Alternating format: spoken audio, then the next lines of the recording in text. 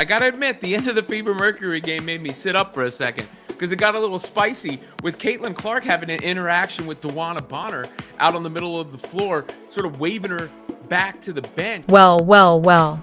Dewanna Bonner appears to have just made her worst choice of the year, arguing with Caitlin Clark at a game between the Mercury and the Fever. Yes, that one immediately backfired. After fans saw it and the cameras captured it, the internet is going crazy. The league can't overlook this. Could you please tell me who you felt had the worst appearance throughout the entire conversation? Now, we all know that the Indiana Fever is trying to make a push for the playoffs.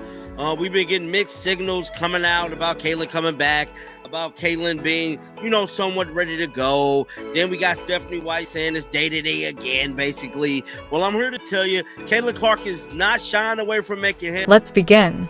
After just 2 years in the league, Caitlin Clark is already the talk of the town. As she moves around the floor, makes absurd passes to teammates, or even makes logo threes, her breathing is visible. Whether they acknowledge it or not, Caitlin Clark is currently the WNBA's mainstay. And what occurs if a seasoned professional like Dewanna Bonner chooses to challenge that attention and flaunt her abilities? You immediately feel regret. Caitlin Clark is skilled at transforming these minor arguments into major plot points, so you end up with the kind of viral video that will follow her throughout the season. The fans love it, I promise. But that interaction stood out to me for a couple of reasons. I mean, number one, obviously, is the history there, where Dewanna Bonner was on the Fever for a cup of coffee and then winds up on the Mercury. Before the season, Caitlin Clark said she wanted to win a ring for her, right? Say, I want to win for her. And Caitlin Clark went out of her way to also, shine light on how Dewanna Bonner had risen up to the top of, near the top of the all-time WNBA scoring rate. And then, Even before this run-in with Mercury, the Fever was feeling the heat.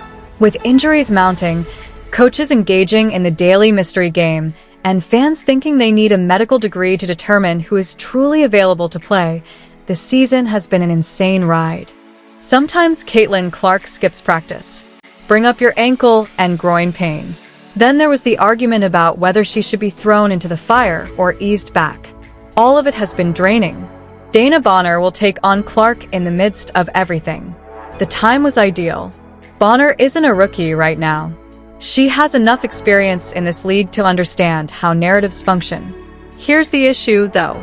It's like criticizing another player when you criticize Caitlin Clark. Targets include the crowd, the cameras, the reporters, and the countless highlight accounts that will constantly record, share, and meme your worst moment. And that's precisely what took place here. Bonner believed she was demonstrating her toughness by demonstrating that Mercury would not allow the Fever to take over and fling them around. People witnessed a seasoned player go to considerable measures to frighten a player who already attracts more attention than half the league combined. Dewanna Bonner is looking at the coach that is coming out to the right. According to Dewanna Bonner, the actual altercation escalated almost too quickly. Clark made the "go yell somewhere else" hand signal while defending her position. Bonner puffs up to give the appearance that she is in charge of the court. Pretending to be oblivious to what the rest of the arena witnessed, the officials are merely standing there like statues. Naturally, the officiating always manages to appear unprofessional when it comes to Caitlin Clark. The referees don't seem to want to treat Clark games fairly, whether it's by calling her for phantom travels, allowing head hits, or ignoring the whistle on clear fouls. Nonetheless, observers pointed out that Bonner now appeared worse due to the whistle's silence. The video went viral as soon as it was posted to Twitter, or I should say X, but we still refer to it as Twitter. Supporters of the Fever were pointing out the absurdity of the situation. "Yep, here we go again," said Clark supporters. Caitlin is being harassed by another vet. Even Bonner's original choice of this duel baffled some Mercury fans. When other players attempted the same tactic, Angel Ree, Kennedy Carter, and even Lexi Hall were dragged into fights, you would think the league would pay attention. But no, it's happening again. Clark had yet another WNBA welcome moment. However, she is no longer a rookie. She is currently in Season 2. Furthermore, it's not hazing at the moment. To put it simply, it's desperation. Because this is the truth. The Mercury are aware that their window is closing. Bonner herself is no longer in the future cornerstone category, and Dewanna Bonner is not getting any younger. Coaching for the Fever. That worries veteran teams. They lash out because of this. It's very awkward that Clark refuses to back down when she gives the hand treatment in front of a crowded arena. Since Bonner doesn't appear tough in the video, there is instant regret. She seems shaken by it. Ironically, the game was still lost by the Fever. However, by the end of the evening, nobody was discussing the score. Nobody discussed how Phoenix divided the points, despite having 5 players in double figures. Not at all. It was Clark versus Bonner all the way through. In real time, that is the Caitlin Clark effect. You surpass the Fever. The battle of the standings is yours to win. However, Clark wins if she gives you that one moment that goes viral. The league is aware that she controls the narrative. Dewanna Bonner. The player who deserves flowers the most from this catastrophe is Lexi Hall, so let's take a moment to discuss her. While her team was disintegrating around her, she played 35 minutes, scored 18 points, and locked in on defense. Hull doesn't always light up the scoreboard, but when the game is close, he just show up.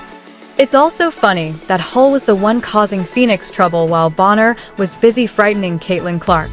Naturally, there isn't a highlight reel of it. As Clark dismisses her with contempt, Bonner appears to be under pressure. This leads me to the coaching of the Fever. What are we doing here, Stephanie White?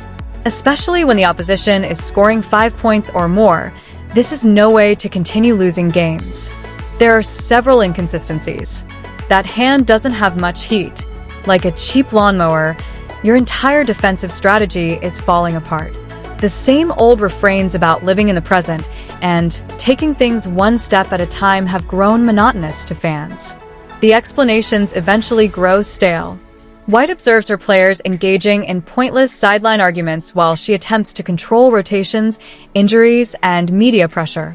The problem is that Clark won the game without even losing by 30 points. She just needed to stand there, deliver the motion bomb, and let the cameras do the rest. Power is that. Influence is that. Every veteran who believes they can teach her a lesson regrets it because of this. She will always be the headline, regardless of how much you mistreat her, shove her, or trash talk her. As much as some executives would like to deny it, the WNBA cannot. Online, fans praised it flawlessly. "Congratulations, Dana," was said. "Clark just received another viral video from you." They're correct, too, because this is what keeps the Fever fan base going, whether Bonner likes it or not. To be honest, it gives Clark more energy. She thrives on welcome to the league moments, pettiness, and cynicism. Additionally, her brand becomes stronger the more it occurs.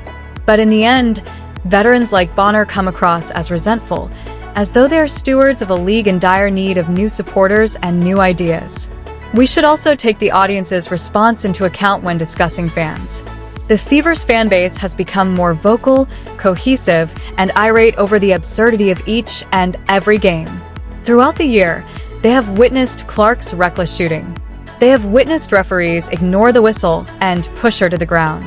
This league's inability to manage its rising star was further revealed by a veteran's attempt to avoid her, or perhaps more accurately, to be anti-her. What then do supporters do? After that, they convert it into more fuel. The video has gained widespread popularity. They use social media to spread the word. Bonner's tough guy persona suddenly becomes a meme. That's regret in real time. We shouldn't lie to ourselves either. Even Clark recognizes the importance of these events. She is not an idiot. She knows she has a chance to win every time someone approaches her without even putting the ball in the hoop. She is aware that cameras are observing. She is aware that the cheerleaders are going to leap. Additionally, she gives the other person just enough sarcasm and confidence to make them appear insane. It's a skill unto itself. She is therefore a cultural shift rather than merely a scorer or a passer. Whether she intended it or not, Bonner simply put another brick in Clark's wall. Now that the Mercury's playoff run and Fever problems aren't making headlines, the aftermath of this Bonner-Clark matchup is nearly more fascinating than the actual game. Dewanna Bonner made an unsuccessful attempt to intimidate Caitlin Clark in the court of public opinion. The amusing part is that, even though Bonner believed she had won the war at the time, she eventually lost it. When the video is played over and over again with sarcastic captions that make fun of you for appearing pressed, you don't win. When Clark dismisses you as unimportant background noise, you lose. Furthermore, if supporters start memeing you before the final buzzer even sounds, you will definitely lose. Bonner's situation starts to deteriorate at this point. Caitlin Clark thrives on this. That is not new to us. She uses it as fuel whenever someone believes they can body her up or deliver a message. In response, she can make logo threes, whip cross-court passes, or stare someone down as if to inspire them to try again. Clark's contribution is that she doesn't have to yell. She won't bump into her chest. All she has to do to make you look foolish is flick her wrist or sweep her hand caustically once. That is far more effective than any difficult conversation. The Fever continue to face major challenges: shaky defense, injuries, and inconsistent rotations. Fans are frustrated by the lack of transparency and the repeated hits Caitlin Clark takes without much protection. While the Mercury are climbing the standings, some of their tactics seem aimed at rattling Clark, a strategy that clearly doesn't work. She stays focused, turns moments into highlight reels, and grows her brand with every attempt to knock her down. Lexi Hull also deserves credit for her quiet consistency. Meanwhile, Bonner's aggressive moments often backfire, overshadowing her performance. At this point, trying to unsettle Clark only fuels her rise. Let us know your thoughts in the comments, and don't forget to like and subscribe for more WNBA coverage.